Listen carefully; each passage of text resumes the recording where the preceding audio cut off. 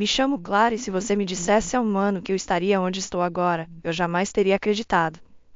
A vida nunca foi bela para mim, sempre passei por dificuldades desde a infância. Nascida e criada numa cidade pequena, a vida me entregou limões e, francamente, a limonada nunca foi doce. Casei jovem pensando que isso seria meu bilhete para uma vida melhor e ter alguém para compartilhar os desafios da vida, mas, nossa, como eu estava enganada. O casamento fracassou e eu fiquei sozinha para criar meu filho, Pedrinho.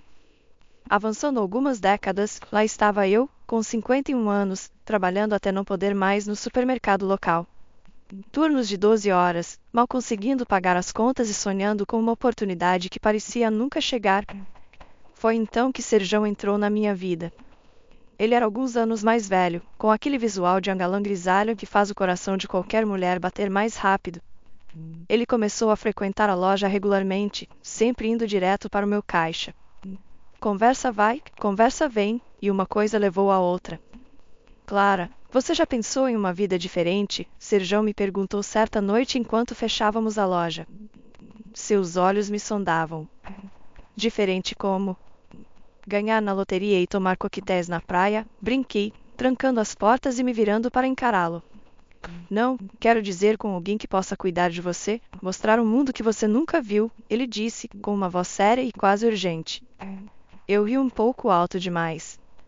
Serjão, já passei da fase de sonhar com cavaleiros em armaduras brilhantes. Neste ponto, eu me contentaria com uma boa noite de sono e um dia de folga de vez em quando. Mas Serjão era persistente. Ele me conquistou como ninguém nunca tinha feito antes, flores, jantares fora e longas conversas sobre o futuro juntos. Tudo foi tão rápido, tão intenso. Antes que eu percebesse, ele estava de joelhos naquele pequeno apartamento apertado que eu chamava de lar, pedindo-me em casamento. Clara, guie-se comigo e você não terá que se preocupar com mais nada. Eu cuidarei de você. Vamos nos mudar para o meu lugar na cidade. É grande, confortável. Você merece isso e muito mais, ele disse, seus olhos brilhando com promessas. Fui completamente envolvida. Meu coração gritava cautela, mas minha alma solitária sussurrava. Por que não? Então eu disse sim. Casamos em uma pequena cerimônia, apenas alguns amigos e meu filho Pedrinho, que olhava para Serjão como o pai que nunca teve. No dia seguinte ao casamento, Serjão disse, arrume as malas, Clara, vamos começar nossa nova vida. Já planejei tudo. Assim fiz. Vendi meu apartamento, o único bem real que tinha, e dei o dinheiro a Serjão para o nosso futuro, tentando ignorar a dúvida persistente. Chegamos à sua casa grande e confortável e foi aí que conheci a primeira surpresa da minha nova vida. Lá, no que eu pensava ser nosso novo lar, estava um homem que eu nunca tinha visto antes. Ele estava em uma cadeira de rodas, silencioso, seus olhos a única parte dele que parecia viva. Quem é esse? Perguntei, minha voz mal ultrapassando um sussurro. Serjão não olhou nos meus olhos. É meu irmão, Calixto. Ele está assim há anos, paralisado, não pode falar. Eu cuido dele, explicou. Seu irmão? Por que você não me disse? Pude sentir a raiva subindo, mas também um profundo sentimento de traição. Não queria assustar você, e pensei que poderíamos cuidar dele juntos. Não é fácil, mas até agora eu consegui, disse Serjão, com um tom de voz suplicante. Olhei para Calixto e depois para Serjão. Você deveria ter me contado, Serjão. Supostamente somos parceiros, lembra? Eu sei, me desculpe. É só que, eu preciso de você, Clara. Podemos fazer isso funcionar, não podemos? Serjão estendeu a mão, mas havia algo em seus olhos que eu não conseguia decifrar. E ali estava eu, de pé na casa de um estranho, vendo meus sonhos de um novo começo se transformarem em cinzas. Mas eu sempre fui uma lutadora, nunca de fugir de um desafio. Então, arregacei as mangas, pronta para enfrentar o que essa nova vida me reservasse. Mal sabia eu que isso era apenas a ponta do iceberg. Tudo bem, Serjão. Faremos isso funcionar, mas sem mais segredos, ok? Estamos nisso juntos, eu disse, tentando soar mais confiante do que me sentia. Serjão sorriu, alívio transparecendo em seu rosto. Juntos, ele ecoou, mas mesmo assim, eu me perguntava no que tinha me metido. Acomodar-me na casa de Serjão era como entrar em uma realidade alternativa, uma para a qual eu não havia me inscrito. A casa grande e confortável que ele tanto falava era mais como um centro de cuidados em tempo integral, sem os funcionários. E Calixto, o irmão que eu não sabia que existia até cruzarmos a porta, agora também era minha responsabilidade. Os primeiros dias foram um borrão, tentando descobrir como cuidar de Calixto, manter a casa e ajustar-me a uma vida para a qual eu não estava preparada. Certo, Serjão, como fazemos isso? Você precisa me mostrar os truques aqui, eu disse certa manhã, encontrando Serjão na cozinha com uma xícara de café. A luz do sol entrava, lançando sombras que pareciam muito nítidas para a hora. Serjão olhou para cima, seus olhos cansados. Clara, eu sei que é muito. Eu deveria ter te preparado melhor. Calixto precisa de cuidados constantes, e eu tenho gerenciado sozinho, mas... Gerenciando? Você chama isso de gerenciar? Não consegui tirar a irritação da minha voz. Você acha que eu vou simplesmente entrar e fazer papel de enfermeira? Clara, por favor, a voz de Serjão estava baixa, suplicante. Eu preciso da sua ajuda. É só até descobrirmos algo. A condição de Calixto não é fácil. Respirei fundo, tentando controlar a maré crescente de raiva e traição. Tudo bem, mas você vai me ensinar tudo. E eu quero dizer tudo, Serjão. Eu não sou uma faz-tudo. Claro, obrigado, Clara. Serjão parecia genuinamente aliviado, mas isso pouco fez para acalmar minha frustração. As semanas seguintes foram um curso intensivo de cuidados que eu nunca quis. Serjão me mostrou como levantar Calixto, trocá-lo e administrar seus medicamentos. As tarefas eram assustadoras e a responsabilidade pesava muito sobre mim, parte de uma família que eu não escolhi, em uma vida que parecia uma armadilha. Conforme os dias se transformavam em semanas, eu me adaptava por necessidade. Calixto, apesar de sua condição, era uma alma gentil.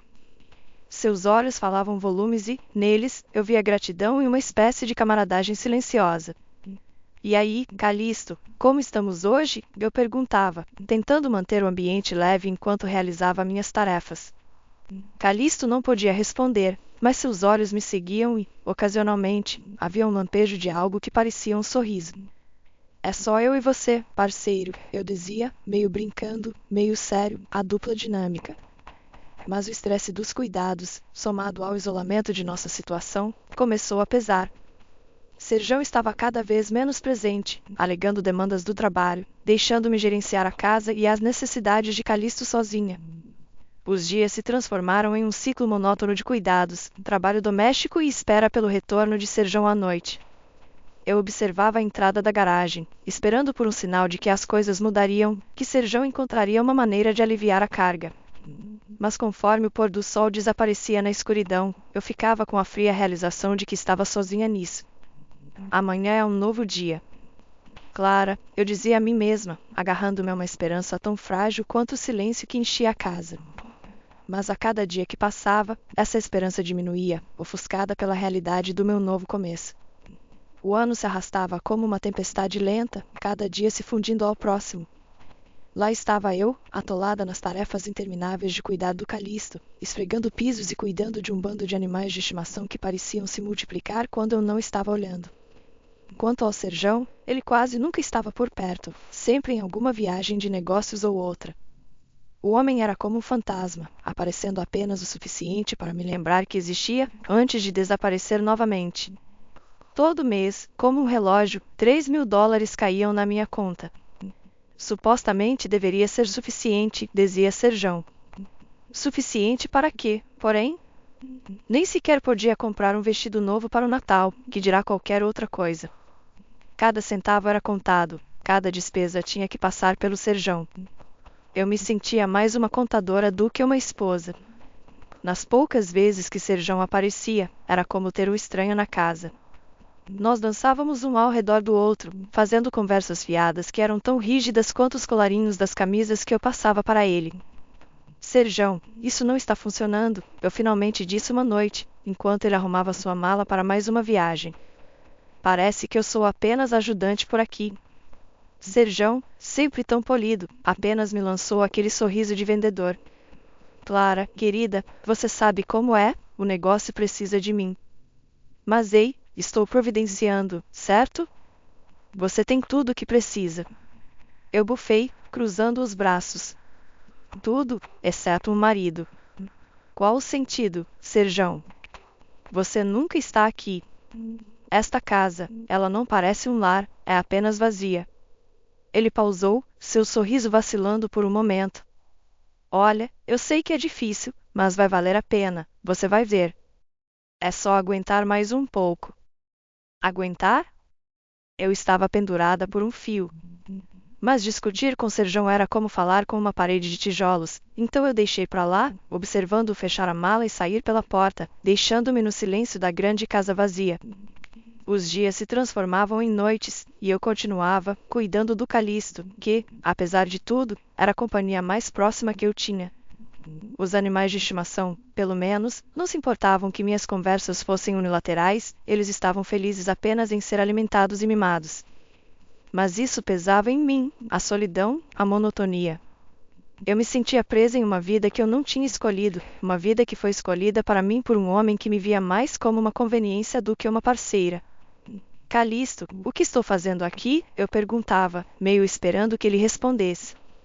Claro que ele nunca fazia, mas era reconfortante fingir, imaginar uma vida onde as escolhas fossem minhas. À medida que o marco de um ano se aproximava, eu avaliava a minha vida.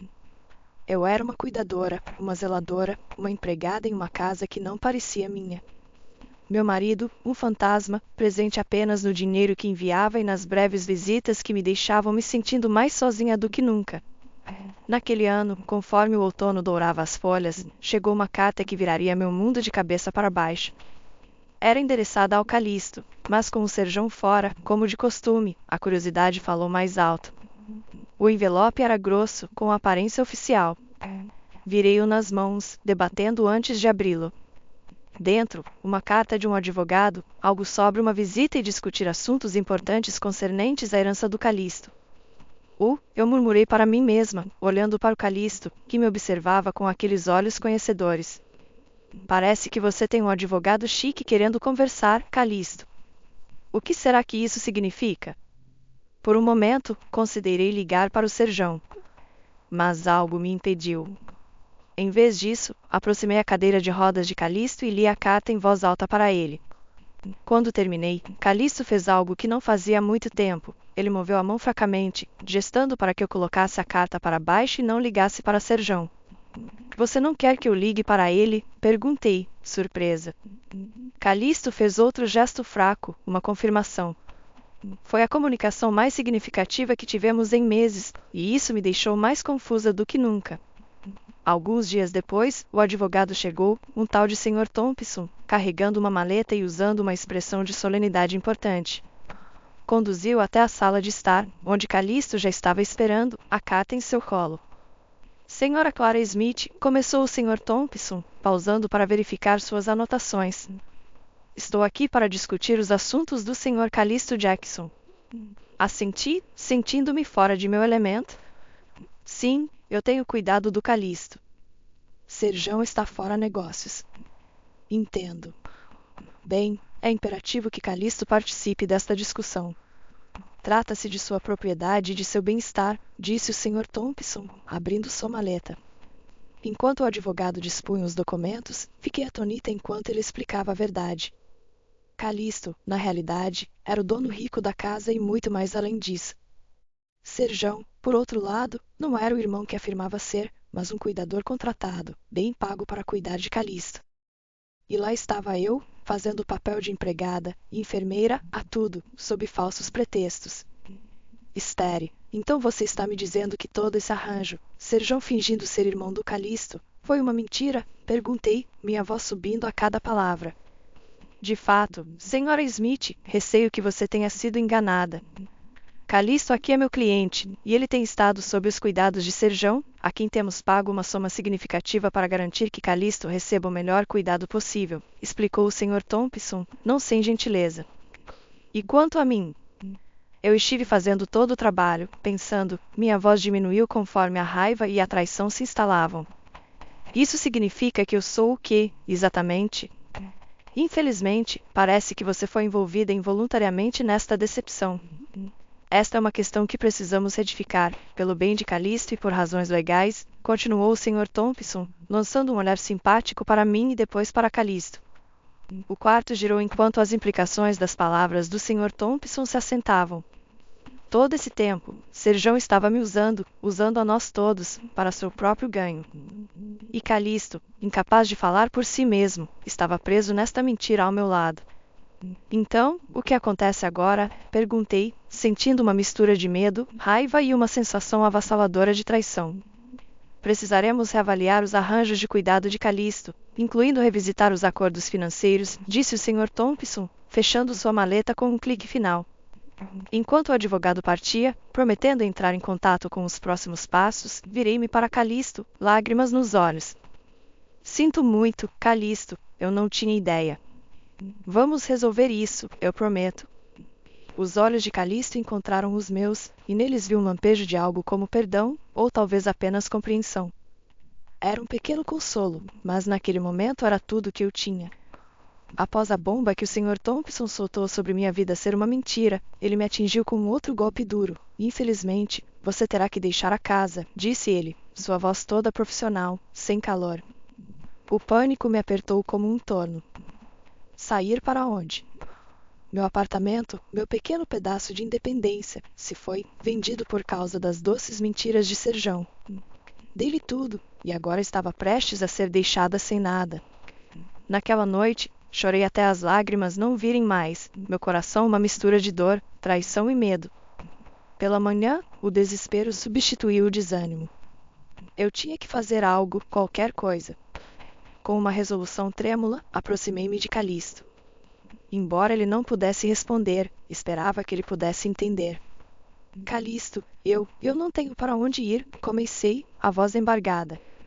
Eu estava pensando, talvez, eu poderia trabalhar para você oficialmente. Quero dizer, eu posso cuidar de você, como eu já venho fazendo. Era uma tentativa no escuro, mas os olhos de Callisto sempre pareceram entender mais do que ele demonstrava, e naquele momento, eles me disseram que eu não estava sozinha nessa confusão. O Sr. Thompson foi chamado de volta e expôs tudo, de forma crua e sem filtros. Eu já estou fazendo o trabalho, não estou cuidando do Callisto, da casa, de tudo. Eu preciso deste emprego. Além disso, vocês não encontrarão ninguém que se importe mais com o Callisto do que eu. Para minha surpresa, o Sr. Thompson não me rejeitou de imediato. Em vez disso, ele acenou com a cabeça, batucando a caneta no queixo. Vamos ver o que podemos arranjar. É uma situação incomum, mas, dadas as circunstâncias, pode ser a melhor solução para o Callisto. Os próximos dias foram um turbilhão. O Sr. Thompson trabalhou com a equipe jurídica de Callisto para redigir um novo contrato, desta vez com meu nome como a cuidadora oficial de Callisto. O salário era mais do que eu jamais havia sonhado, um contraste gritante com as quantias insignificantes que Serjão costumava enviar. Quando o Sr. Thompson me entregou o contrato, senti um peso se levantar dos meus ombros. Você será compensada de maneira justa pelo seu trabalho e, mais importante, terá um lugar para ficar, ele disse, me entregando uma caneta. Assinar aquele contrato foi o primeiro passo para recuperar minha vida, para algo que parecia justiça após meses de decepção. Obrigada, eu disse ao Sr. Thompson e, embora Callisto não pudesse falar, olhei para ele, acrescentando, e obrigada, Callisto, por me dar uma chance. Com a tinta secando no contrato, senti uma mistura de emoções, alívio, por não ficar sem teto e orgulho, por ter defendido a mim mesma e lutado pelo que precisava, mas, por baixo de tudo, havia um traço de tristeza pela vida que pensei que teria com Serjão, pelo amor que achei que fosse real. Nos meses seguintes, trabalhando oficialmente como cuidadora de Callisto, a vida adotou uma rotina que era tanto confortante quanto desafiadora. Uma manhã, enquanto caminhava pelos corredores silenciosos da grande casa, refleti sobre a jornada que me trouxe até aqui. O peso do meu divórcio iminente e a batalha legal contra Serjão pesavam sobre mim como uma nuvem de tempestade. No entanto, dentro dessas paredes, encontrei paz. Bom dia, Callisto, cumprimentei, entrando em seu quarto com uma bandeja de café da manhã. Como estamos nos sentindo hoje? A resposta de Callisto, como sempre, foi não verbal, um leve aceno e um brilho de apreciação nos olhos. Com o tempo, aprendi a entender esses sinais sutis, a linguagem silenciosa que dizia muito. Enquanto me ocupava com seus cuidados, não pude deixar de pensar na data do tribunal iminente. A ideia de enfrentar Serjão, de relatar a teia de mentiras e enganos que ele teceu, me enchia de uma mistura de medo e determinação. O dia do julgamento chegou com um senso de finalidade.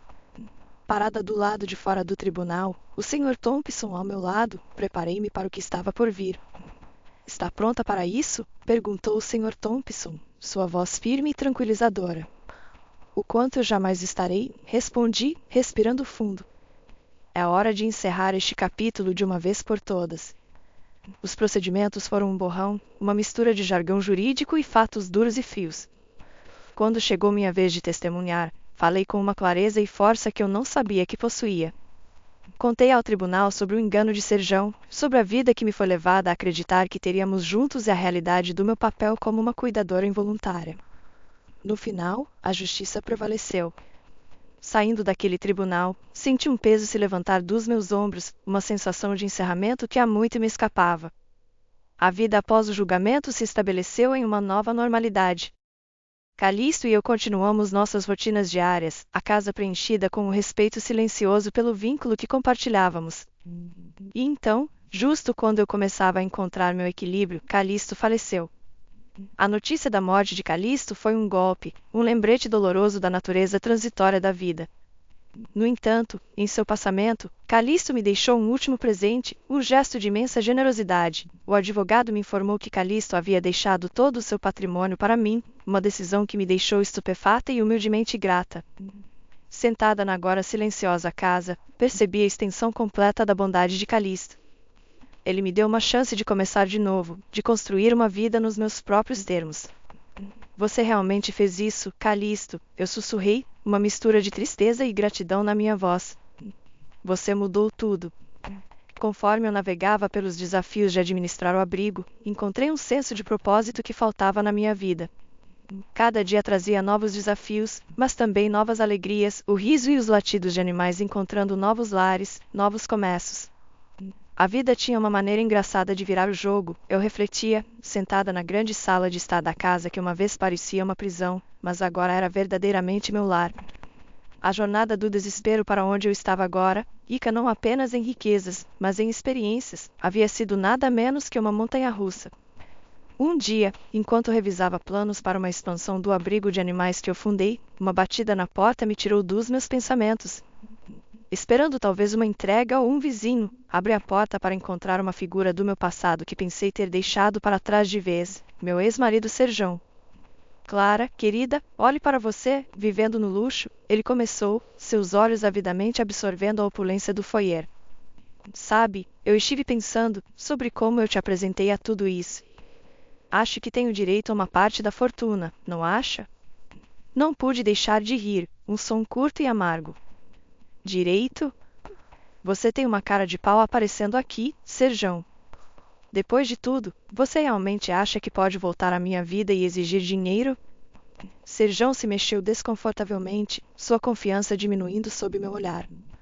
"Vamos lá, Clara. Eu fui quem te trouxe para a vida do Calixto. Sem mim, você não teria nada disso." Minha risada morreu, substituída por uma calma firme. "Escute aqui, Serjão. Você trouxe nada além de mentiras e miséria para a minha vida. Tudo o que tenho agora, eu conquistei através do meu próprio trabalho duro e da generosidade de Calixto. Você não tem direito a nada." Ele deu um passo à frente, mas eu mantive minha posição. "Estou avisando, Serjão. Sai agora ou chamarei a polícia. Você perdeu. Acabou." Por um momento, pareceu que ele poderia argumentar mais, mas então a luta se esvaiu dele. Com um sorriso de desprezo, ele se virou e foi embora. Fiel à minha palavra, observei ele ir e então fechei a porta firmemente atrás dele. Aquela foi a última vez que vi ou ouvi falar de Serjão. Onde ele acabou, eu não me importava em saber. Enfrentar Serjão foi um ponto de virada. Foi o momento em que realmente senti que havia assumido o controle da minha vida, um contraste gritante com a mulher que eu era quando o conheci pela primeira vez. Agora, eu estava usando meus recursos para retribuir, oferecer uma segunda chance a animais necessitados, muito parecido com a segunda chance que eu havia recebido. A vida estava boa. Meu filho havia se casado recentemente e eu estava prestes a me tornar avó. Um novo capítulo que eu mal podia esperar para começar. O abrigo de animais estava prosperando, um testemunho do caminho inesperado que minha vida havia tomado. Refletindo sobre minha jornada, senti um profundo senso de orgulho. Das cinzas da minha velha vida, eu construí algo significativo, algo duradouro. Eu havia encontrado felicidade, não apenas na riqueza e conforto que me cercavam, mas no conhecimento de que estava fazendo a diferença, tanto na vida dos animais quanto na comunidade ao meu redor.